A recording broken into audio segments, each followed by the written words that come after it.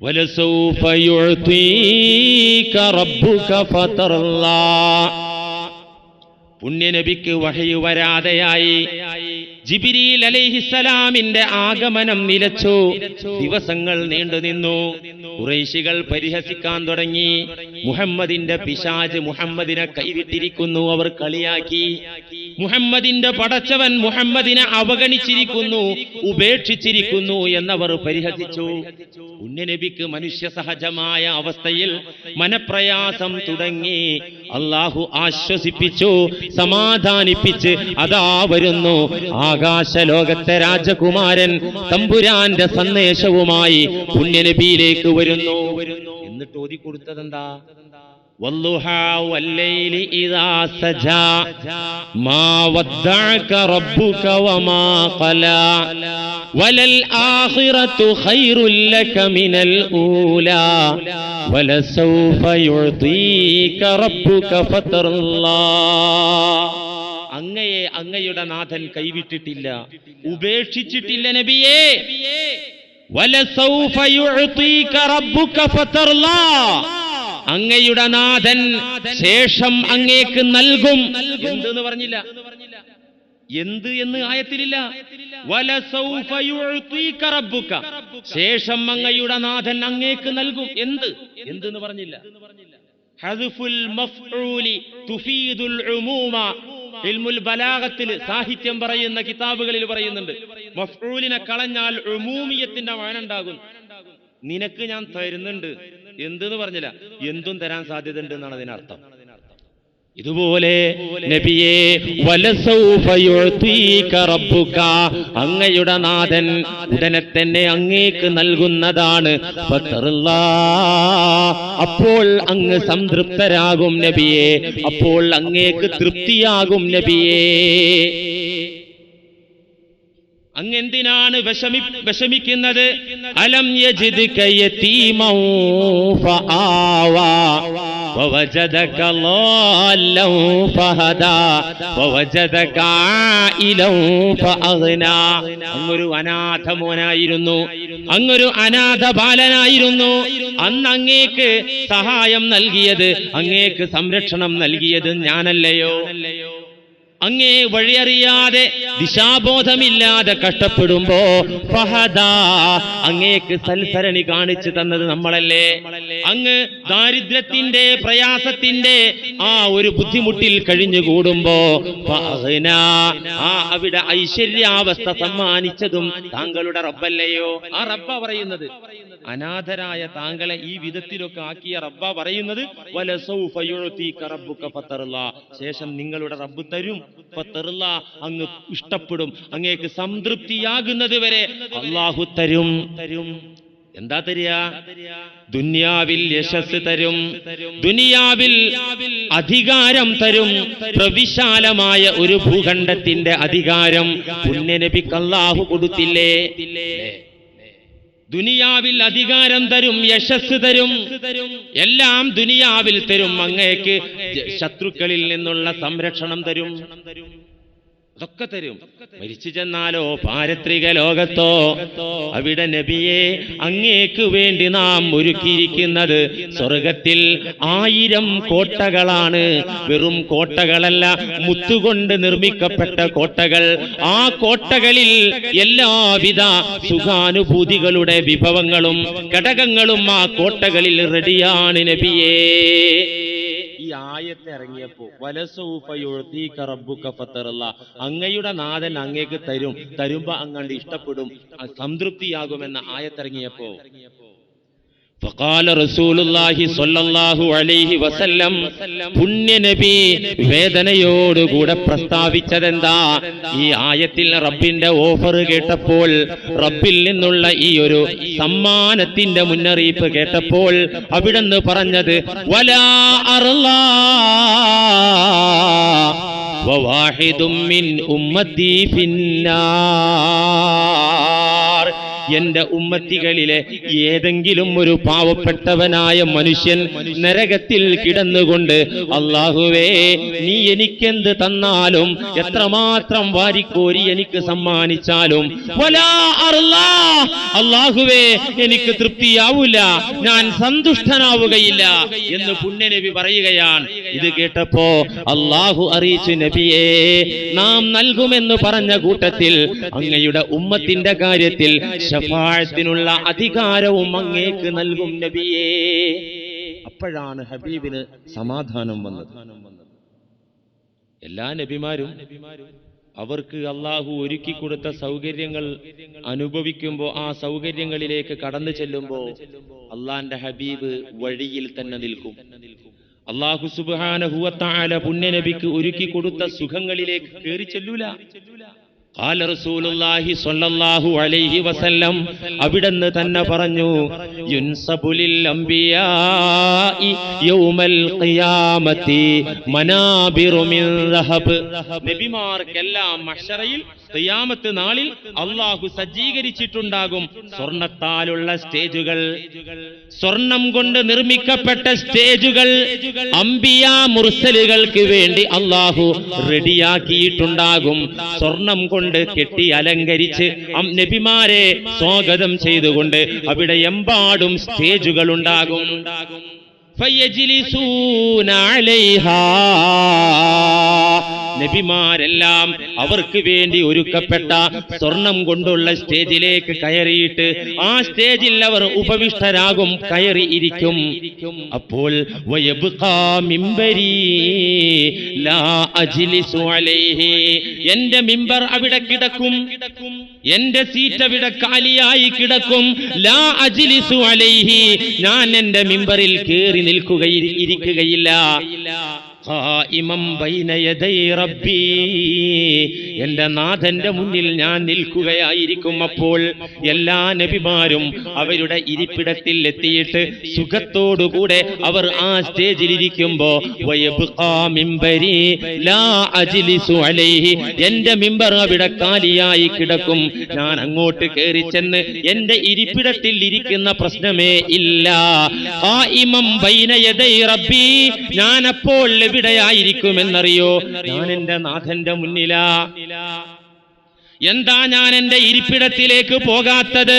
മഖാഫത അയ്യബ്അസ B ഇലൽ ജന്നാ, പെട്ടെന്ന് തന്നെ എന്നെ സ്വർഗത്തിലെ ആ കോട്ടകളിലേക്ക് അള്ളാഹു പറഞ്ഞയക്കുന്നത് ഭയന്നതിനാൽ. അള്ളാഹു സ്വർഗത്തിൽ എനിക്ക് ഒരുക്കി വെച്ച സീറ്റിലേക്ക് പെട്ടെന്ന് എന്നെ പറഞ്ഞു വിടുന്നത് എനിക്ക് പേടിയാണ്, എനിക്ക് ഭയമാണ്. എന്തുകൊണ്ട്? വതബ്ഖാ ഉമ്മത്തി ബഅദി, ഞാൻ ഒറ്റയ്ക്ക് സ്വർഗലോകത്തേക്ക് നടന്നു പോകുമ്പോ വതബ്ഖാ ഉമ്മത്തി ബഅദി, എന്റെ സമുദായം അള്ളാഹുവിന്റെ കോടതിയിൽ തന്നെ മഹ്ശറയിൽ തന്നെ കെട്ടിക്കിടക്കും, അവരവിടെ അവശേഷിക്കും. അതെനിക്ക് സഹിക്കുന്ന പ്രശ്നമേ അല്ല. ഫഅഖൂലു യാ റബ്ബി ഉമ്മത്തി ഉമ്മത്തി, റബ്ബിന്റെ മുന്നിൽ ഞാൻ നിന്നുകൊണ്ട് റബ്ബിനോട് അപേക്ഷിക്കുന്നത്, തമ്പുരാനെ എന്റെ സമുദായം, എന്റെ പാവപ്പെട്ടവരായ സമുദായം, ഇങ്ങനെ അപേക്ഷിക്കണം. ഫയഖൂലുല്ലാഹു തആല, അല്ലാഹു ചോദിക്കും, യാ മുഹമ്മദ് വമാ തുരീദു അൻ അസ്നഅ ബി ഉമ്മതിക, മുഹമ്മദേ താങ്കളുടെ സമുദായത്തെ എന്ത് ചെയ്യണമെന്നാണ് താങ്കൾ എന്നോട് പറയുന്നത്? അങ്ങയുടെ ആവശ്യം എന്താണ്? വമാ തുരീദു അൻ അസ്നഅ ബി ഉമ്മതിക, ഞാൻ എന്ത് ചെയ്യണമെന്നാണ് അങ്ങ് ആവശ്യപ്പെടുന്നത്? അവരിൽ കുറ്റവാളികളുണ്ട്, അവരിൽ തെമ്മാടികളുണ്ട്, കണ്ടും കൊണ്ടും പാഠം പഠിക്കാത്ത ധിക്കാരികൾ അവരെ കൂട്ടത്തിലുണ്ട്. ഞാൻ എന്താ ചെയ്യേണ്ടത്? അള്ളാഹു ചോദിക്കുമ്പോ ഫയഖൂൽ, പുണ്യനബി പറയും, യാ റബ്ബി അജ്ജിൽ ഹിസാബഹും, യാ റബ്ബി അജ്ജിൽ ഹിസാബഹും, പടച്ചവനെ പെട്ടെന്ന് ആ വിചാരണ ഒന്ന് തീർക്ക്. വിചാരണ തീർക്കുമ്പോ ഫമാ അസാലു അശ്ഫഉ, ഞാൻ ഓരോരുത്തർക്ക് വേണ്ടി ശുപാർശ ചെയ്യും. അള്ളാഹു വിചാരണ പെട്ടെന്ന് നടത്തി കഴിഞ്ഞാൽ ഒരു വിഭാഗം ആളുകൾ നരകത്തിലേക്കുള്ള ക്യൂവിൽ നരകപ്രവേശനം കാത്തുകിടക്കുമ്പോ ഫമാ അസാലു അശ്ഫഉ ഞാൻ ഇങ്ങനെ ശുപാർശ ചെയ്തുകൊണ്ടിരിക്കും ഹത്താ ഉഅതിയ സകാകൻ ബിരിജാൽ ഖദ് ബുഇസ ബിഹിം ഇലന്നാർ. റബ്ബിനോട് ഞാൻ ശുപാർശ നടത്തുമ്പോ നരകാർഹരായ നരകപ്രവേശനം നിർബന്ധമായ ഒരു വിഭാഗം മുസ്ലിമീങ്ങൾക്ക് വേണ്ടിയുള്ള മോചനത്തിന്റെ ചെക്കുകൾ, മോചനത്തിന്റെ പത്രം എനിക്ക് ലഭിക്കുകയും ആ പത്രപ്രകാരം ഞാൻ ശഫാഅത്ത് ചെയ്യുകയും അവരെല്ലാം രക്ഷപ്പെടുകയും ചെയ്യും. വഹത്താ ഇന്ന മാലികൻ ഖാസിനന്നാർ. നരകപാറാവുകാരനായ മലക്ക് മാലിക് അലൈഹിസ്സലാം യഖൂൽ എന്റെ മുഖത്ത് നോക്കി പറയും, യാ മുഹമ്മദ് മാ തറക്തന്നാറ ലിഗളബി റബ്ബിക ഫീ ഉമ്മതിക മിൻ ബഖിയ. നരകപാറാവുകാരനായ മാലിക് എന്ന മലക്ക് എന്റെ മുഖത്ത് നോക്കി പറയും, യാ മുഹമ്മദ്, അല്ലയോ അല്ലാഹുവിന്റെ ഹബീബായ മുഹമ്മദേ, മാ തറക്തന്നാറ ലിഗളബി റബ്ബിക ഫീ ഉമ്മതിക മിൻ ബഖിയ. അങ്ങയുടെ ഉമ്മത്തിലെ ഒരാൾ പോലും ബാക്കിയാകാത്ത വിധത്തിൽ അങ്ങവരെ രക്ഷപ്പെടുത്തിയിരിക്കുന്നല്ലോ, അങ്ങവരെ നരകത്തിൽ നിന്ന് ശഫാഅത്ത് മുഖേന മോചിപ്പിച്ചിരിക്കുന്നുവല്ലോ എന്ന് മാലിക് അലൈഹിസ്സലാം പറയുന്നത് വരെ ഫമാ അസാലു അശ്ഫഉ ഞാൻ ശഫാഅത്ത് ചെയ്തുകൊണ്ടേയിരിക്കും. എത്ര ഹദീസുണ്ട്? ഇമാം അഹ്മദ് മുസ്നദിൽ ഉദ്ധരിച്ച ഹദീസിൽ കാണാം, ഖാല റസൂലുള്ളാഹി സ്വല്ലല്ലാഹു അലൈഹി വസല്ലം ഇന്നി ല അശ്ഫഉ യൗമൽ ഖിയാമ. ചില ആളുകൾക്ക് ഇതൊക്കെ പഴഞ്ചന ഖുറാഫാത്ത, വേറെ എന്തോരം വിഷയം കാലിക പ്രസക്തമായി പറയാണ്ട്. ആസാമിനെ കുറിച്ച് വാഴ്ന്നു പറഞ്ഞാൽ ആളുകൾ കരയുമല്ലോ, ആസാമിന്റെ ബക്കറ്റ് പിരിവിലേക്ക് ആളുകൾ സഹായിക്കുമല്ലോ, അതങ്ങട്ട് പറഞ്ഞൂടെ? അത് ആവശ്യ പറയേണ്ട തന്നെയാണ്. പക്ഷെ ഇത് പഠിക്കണം. സത്യവിശ്വാസികൾ, പാപം ചെയ്ത വിശ്വാസികൾ വേദനയോടുകൂടെ മരിച്ചുപോയാൽ ശഫാഅത്തിന്റെ സൗഭാഗ്യം അവർക്ക് ലഭിക്കുന്ന ആ രംഗം ഹബീബ് പറഞ്ഞല്ലോ, ഇന്നീല അശ്ഫഉ യൗമൽ ഖിയാമ. തീർച്ച, നിങ്ങൾ സംശയിക്കണ്ട, തീർച്ചയായിട്ടും ഞാൻ ല അശ്ഫഉ യൗമൽ ഖിയാമ, അന്ത്യനാളിൽ ശുപാർശ ചെയ്യും. എത്ര പേർക്ക്? എത്ര ആളുകൾക്ക്? لأكثر مما على وجه الأرض من حجر ومدر. لأكثر مما على وجه الأرض من حجر ومدر. ഭൂമുഖത്തുള്ള കല്ലുകൾ, മൺകട്ടകൾ. എത്ര കല്ലുണ്ട് ഭൂമിയിൽ? എത്ര മൺകട്ടകളുണ്ട് ഭൂമിയിൽ? ഭൂമിയിലുള്ള കല്ലുകളുടെയും മൺകട്ടകളുടെയും എണ്ണത്തേക്കാൾ അധികം പാപികൾക്ക് ഞാൻ ശഫാഅത്ത് ചെയ്യുമെന്ന് ഖാല റസൂലുള്ളാഹി. ഇമാം അഹ്മദ് ഉദ്ധരിച്ചു മുസ്നദിൽ, വേറെയും ഹദീസ് കിതാബുകളിൽ എമ്പാടും കാണാം. എന്തിനാ? ഇമാം ബുഖാരിയും മുസ്ലിമും ഉദ്ധരിച്ച ഹദീസിലുണ്ടല്ലോ, ഖാല റസൂലുള്ളാഹി സ്വല്ലല്ലാഹു അലൈഹി വസല്ലം ലികുല്ലി നബിയിൻ ദഅവത്തുൻ മുസ്തജാബത്തുൻ. ഓരോ നബിക്കും അല്ലാഹു ഉത്തരം കിട്ടുന്ന ഒരു ദുആ കൊടുത്തിട്ടുണ്ട്. ഓരോ നബിക്കും, എല്ലാ നബിമാർക്കും അല്ലാഹു ഒരു പ്രാർത്ഥന കൊടുത്തു, ഒരു ചാൻസ് കൊടുത്തു. ആ പ്രാർത്ഥന പ്രാർത്ഥിക്കേണ്ട താമസം അപ്പോൾ തന്നെ അല്ലാഹു അത് നടത്തി കൊടുക്കും. അങ്ങനെ ഒരു അവസരം നബിമാർ അള്ളാഹുവിനോട് പ്രാർത്ഥിച്ചാൽ എപ്പോഴും അള്ളാഹു സ്വീകരിക്കും. നബിമാരല്ലേ? ഇതൊരു പ്രത്യേക ആനുകൂല്യവും ഒരു പ്രത്യേക സമ്മാനവുമാണ്. ഇങ്ങനെ പറയുമ്പോ നബിമാർ അള്ളാഹിനോട് പറഞ്ഞാലും അള്ളാഹ് കേൾക്കൂലേ എന്ന് ചിന്തിക്കരുത്.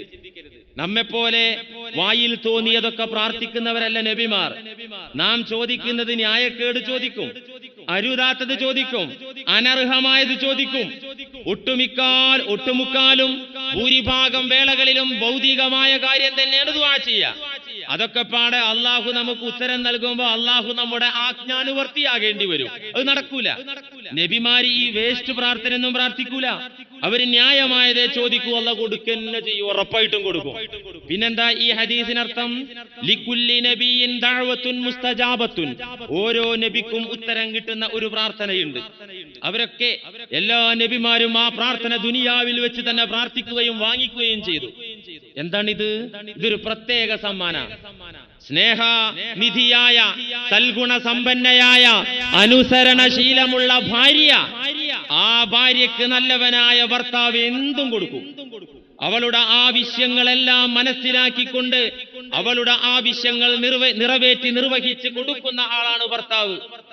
അവൾക്ക് ആവശ്യമുണ്ട്, ഒരു വസ്തു അവൾക്ക് ആവശ്യമുണ്ട് എന്ന് മനസ്സിലായാൽ അപ്പൊ കൊടുക്കും, ചോദിച്ചതൊക്കെ കൊടുക്കും.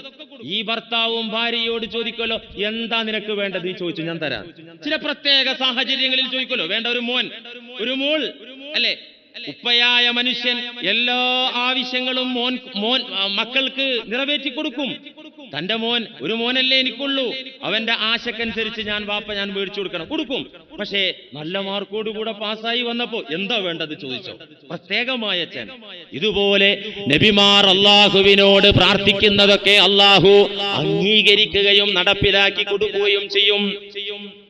എന്നാൽ പ്രത്യേകമായ ഒരു ഓഫർ, ആ ഓഫർ പ്രവാചകന്മാർക്ക് അല്ലാഹു കൊടുത്തപ്പോ എല്ലാ നബിമാരും ദുനിയാവിൽ വെച്ചു തന്നെ റബ്ബിനോട് ആ പ്രാർത്ഥന ഉപയോഗപ്പെടുത്തി ചോദിച്ചു വാങ്ങി. ഫഉരീദു അൻ അഖ്തബി അദ്അവതി, ഞാൻ എന്റെ ദുആ നടത്തിയിട്ടില്ല, അല്ലാഹു അങ്ങനെ ഒരു സമ്മാനം, ഒരു പ്രത്യേക ചാൻസ് എനിക്ക് തന്നപ്പോ ഫഉരീദു, ഞാൻ ഉദ്ദേശിച്ചു, ഞാൻ ലക്ഷ്യമാക്കി, അൻ അഖ്തബി അദ്അവതി, എന്റെ ആ ദുആ നീട്ടിവെക്കാൻ, എന്റെ ആ ദുആ മാറ്റിവെക്കാൻ, ശഫാഅത്തൻ ലി ഉമ്മത്തി യൗമൽ ഖിയാമ, എന്റെ സമുദായത്തെ നരകത്തിൽ നിന്ന് രക്ഷപ്പെടുത്താൻ വേണ്ടിയിട്ട്, അവർക്ക് ശുപാർശ ചെയ്യാൻ വേണ്ടിയിട്ട് ആ ദുആ ഞാൻ ദുനിയാവിൽ വെച്ച് നടത്തിയിട്ടില്ല. അള്ളാന്റെ മുന്നിൽ വെച്ച് റബ്ബേ എനിക്ക് ശഫാഅത്തിന് പാപികളായ ആളുകൾക്ക്, നരകാർഹരായ ആളുകൾക്ക് ശുപാർശ ചെയ്യാനുള്ള അധികാരം തായെന്ന് ചോദിക്കാൻ വേണ്ടി ഞാൻ മാറ്റിവെച്ചിരിക്കുകയാകുന്നു. ബുഖാരിയിലുണ്ട് ഈ ഹദീസ്, മുസ്ലിമിലുണ്ട്. മാത്രല്ല പുണ്യനബി ജീവിതകാലത്ത് ഏറ്റവും പ്രയാസപ്പെട്ടത് ഇക്കാര്യത്തിലാ. റബ്ബിനോട് തേടിയതും ഇതാണ്. ഇന്ന റസൂലല്ലാഹി സ്വല്ലല്ലാഹു അലൈഹി വസല്ലം തലാ ഖൗല ഇബ്രാഹീം അലൈഹിസ്സലാം. മഹാനായ അബൂ സഈദ് റളിയല്ലാഹു അൻഹു പറയുന്നു, ഇമാം മുസ്ലിം ഉദ്ധരിക്കുന്ന ഹദീസിൽ കാണാം, എന്താണ് സ്വഹാബിയായ അബൂ സഈദ് പറയുന്നത്? ഇന്ന റസൂലല്ലാഹി സ്വല്ലല്ലാഹു അലൈഹി വസല്ലമ തലാ ഖൗല ഇബ്രാഹീം, ഇബ്രാഹീം നബിയുടെ ദുആ ഖുർആനിൽ നിന്ന് ഓതി. ഇബ്രാഹീം നബി അലൈഹിസ്സലാമിന്റെ പ്രാർത്ഥന ഖുർആനിൽ നിന്ന് നബി ഓതി. ഏതാണ് ആ പ്രാർത്ഥന? റബ്ബി ഇന്നഹുന്ന അളലന കസീറൻ മിനന്നാസ് ഫമൻ തബിഅനി ഫഇന്നഹു മിന്നി വമൻ അസാനി ഫഇന്നക ഗഫൂറുർ റഹീം. സൂറത്ത് ഇബ്രാഹീമിന്റെ 36-ാമത്തെ ആയത്താണിത്. ഇബ്രാഹീം നബി അലൈഹിസ്സലാമിന്റെ ദുആ പുണ്യ നബി ഉദ്ധരിച്ചു, ഖുർആനിൽ നിന്ന് ഓതി. എന്താണ് ആ പ്രാർത്ഥന? റബ്ബി ഇന്നഹുന്ന അളലന കസീറൻ മിനന്നാസ്, പടച്ചവനെ ഈ വിഗ്രഹങ്ങൾ ഭൂരിഭാഗം ജനങ്ങളെയും വഴിതെറ്റിച്ചിരിക്കുന്നു, ഈ വിഗ്രഹങ്ങൾ ഒരുപാട് ആളുകളെ നരകത്തിലേക്ക് തള്ളിയിട്ടിരിക്കുന്നു. അല്ലാഹുവേ പടച്ചവനെ, ഫമൻ തബിഅനി ഫഇന്നഹു മിന്നി, ആരെങ്കിലും എനിക്ക് പിൻപറ്റിയിട്ടുണ്ടെങ്കിൽ അവൻ എന്റെ ആളാ. പടച്ചവനെ, ഈ വിഗ്രഹങ്ങളെ ആരാധിക്കാതെ അസത്യമാർഗത്തിലൂടെ പോകാതെ ആരെങ്കിലും എന്റെ പിന്നാലെ വന്നിട്ടുണ്ടെങ്കിൽ ഫഇന്നഹു മിന്നി, അവൻ എന്റെ ആളാണ്. പടച്ചോനെ, വമൻ അസാനി, ആരെങ്കിലും എനിക്കെതിരെ പ്രവർത്തിച്ചിട്ടുണ്ടെങ്കിൽ എന്റെ സരണിയിലൂടെ വരാതെ, എന്റെ പിറകിലൂടെ വരാതെ, തോന്നിയ വഴിയിലൂടെ ആരെങ്കിലും മാറ് കാണിച്ചു പോയിട്ടുണ്ടെങ്കിൽ പടച്ചോനെ അടി കൊടുക്കൂ എന്നല്ല ഇബ്രാഹീം നബി ദുആ ചെയ്തത്. എന്റെ മാർഗത്തിൽ വന്നവൻ എന്റെ ആളാ. പടച്ചോനെ, എന്നോട് ധിക്കാരം കാണിച്ചവനുണ്ടല്ലോ അവനെ ശിക്ഷിക്കണമെന്നല്ല പറഞ്ഞത്. ഫഇന്നക ഗഫൂറുർ റഹീം, തമ്പുരാനെ നീ മാപ്പാക്കുന്നവനും ദയാലുവുമല്ലേ. തമ്പുരാനെ മാപ്പാക്കുന്നവനല്ലേ, പൊറുക്കുന്നവനല്ലേ, ദയാപരനല്ലേ. ഇബ്രാഹീം നബി അലൈഹിസ്സലാമിന്റെ മനുഷ്യകുലത്തോടുള്ള ദയയാണിത്, അവിടുത്തെ കാരുണ്യമാണിത്. ഈ പ്രാർത്ഥന നടത്തി. വഖൗല ഈസാ അലൈഹിസ്സലാം, പുണ്യ നബി ഖുർആനിൽ നിന്ന് ഈസാ നബിയുടെ പ്രാർത്ഥന ഉദ്ധരിച്ചു. അതേതാ? ഇൻ തുഅസിബുഹും ഫഇന്നഹും ഇബാദുക വഇൻ തഗ്ഫിർ ലഹും ഫഇന്നക അൻതൽ അസീസുൽ ഹകീം. ഹകീം. സൂറത്തുൽ മാഇദ അവസാന ഭാഗത്താണ് ഇതുള്ളത്. ഈസാ നബിയുടെ പ്രാർത്ഥന.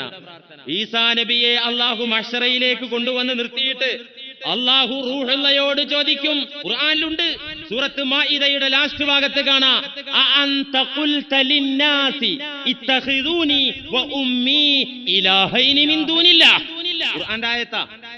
മഹ്ശറയിൽ കൊണ്ടുവന്ന് റബ്ബാനിയായ കോടതിയിൽ ഈസാ അലൈഹിസ്സലാമിനെ പ്രതിക്കൂട്ടിൽ നിർത്തിയിട്ട് അള്ളാഹു ചോദിക്കുന്ന ചോദ്യം, യാ ഈസ ഇബ്ന മറിയം അഅൻത ഖുൽത ലിന്നാസ്, താങ്കളാണോ ജനങ്ങളോട് പറഞ്ഞത് ഇത്തഖിദൂനി വ ഉമ്മി ആലിഹൈനി മിൻ ദൂനില്ലാഹ്, എന്നെയും എന്റെ മാതാവിനെയും ദൈവങ്ങളാക്കണമെന്ന് സമൂഹത്തോട് പറഞ്ഞത് താങ്കളാണോ? ഈസാ നബി പറയുന്ന മറുപടി, റബ്ബേ, നിന്റെ നിർദ്ദേശമില്ലാത്തതൊന്നും ഞാൻ എന്റെ ജനതയോട് പറഞ്ഞിട്ടില്ല, അരുതാത്തതൊന്നും പറഞ്ഞിട്ടില്ല. ഞാൻ പറഞ്ഞതെല്ലാം നീ സാക്ഷിയാണല്ലോ ആ വാക്കുകൾക്കെല്ലാം. അതുകൊണ്ട് റബ്ബേ, ഞാൻ നല്ലത് മാത്രമേ പറഞ്ഞിട്ടുള്ളൂ.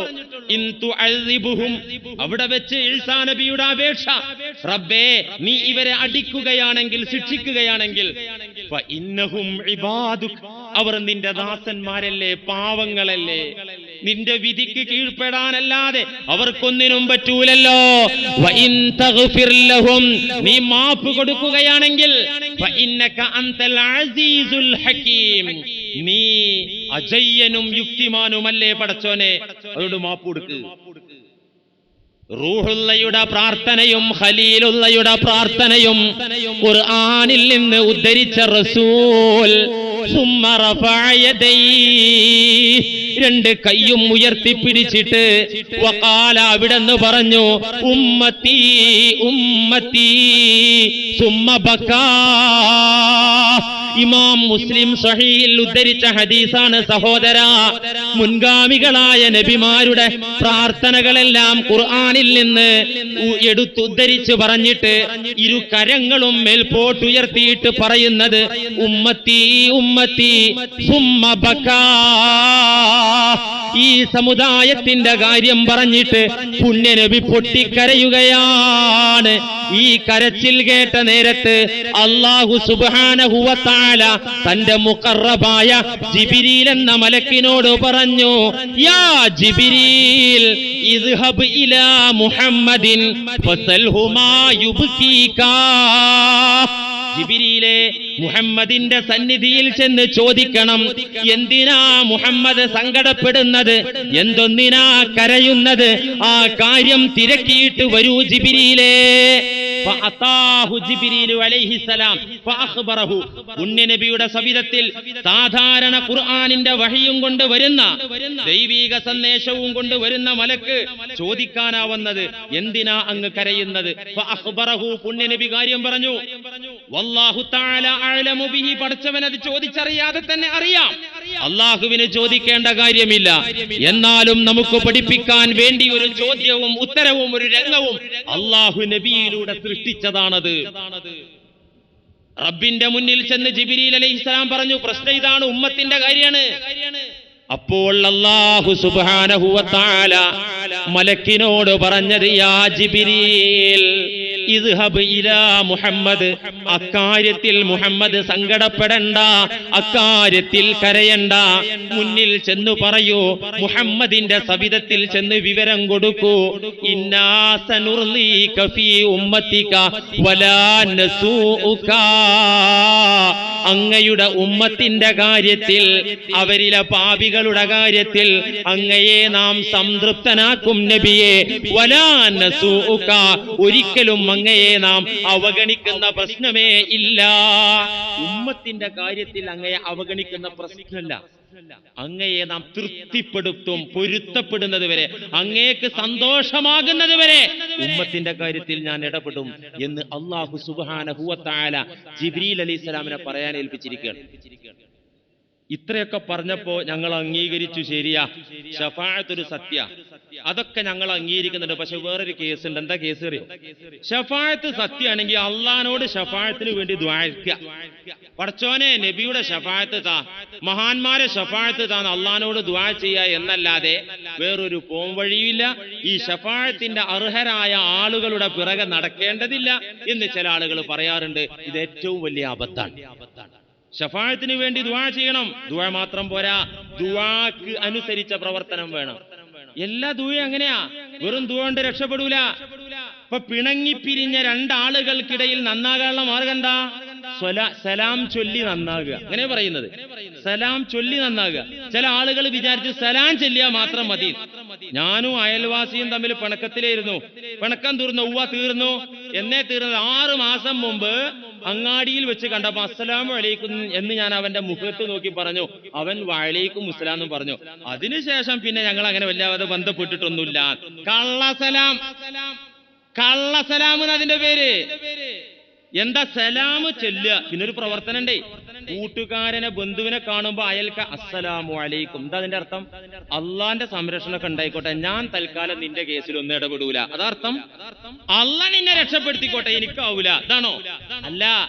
ഈ സലാമിന്റെ പ്രായോഗിക മേഖല അൽ ഖൗലു ലാ യസ്ദുഖു ഇല്ലാ ബിൽ ഫിഅൽ. വാക്ക് സത്യമാകണമെങ്കിൽ വാക്കിനനുസരിച്ചുള്ള പ്രവർത്തനം വേണം. ഇന്ന സ്വലാത്തി വ നുസുക്കി വമഹിയായ വമമാതി ലില്ലാഹി റബ്ബിൽ ആലമീൻ എന്ന് പ്രതിജ്ഞയെടുത്ത് നമസ്കരിച്ച മനുഷ്യൻ വെളിയിലിറങ്ങിയപ്പോ അങ്ങേ അറ്റം പ്രയാസപ്പെടുന്ന ഒരു പാവം മനുഷ്യനെ കണ്ടു.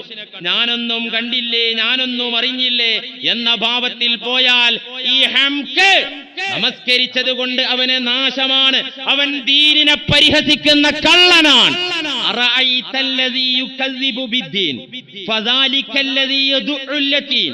ആരാണ് ദീനിനെ കളിയാക്കുന്നവൻ? ഇസ്ലാം നശിക്കട്ടെ, മുസ്ലിമീങ്ങളെ മുഴുവൻ നാട് കടത്തണമെന്ന് രാജ്യത്ത് പ്രസംഗിക്കുന്നവനല്ല. ദീനിന്റെ ഏറ്റവും വലിയ ധിക്കാരി ആരാ? أرأيت الذي يكذب بالدين فذلك الذي يدعو اليتيم ولا يحض على طعام المسكين.